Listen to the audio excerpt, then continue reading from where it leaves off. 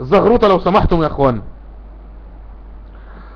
6 معتقلين يفضلون البقاء في جوانتانامو بدلا من العودة الى بلدهم.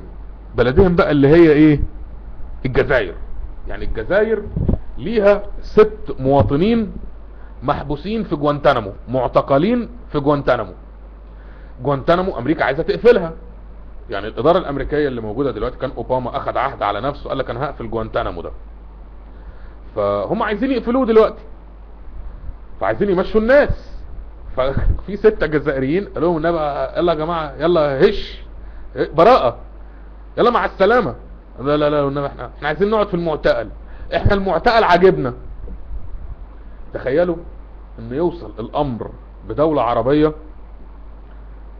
ان معتقليها في جوانتانامو يفضلوا البقاء في المعتقل عن العودة لبلدهم.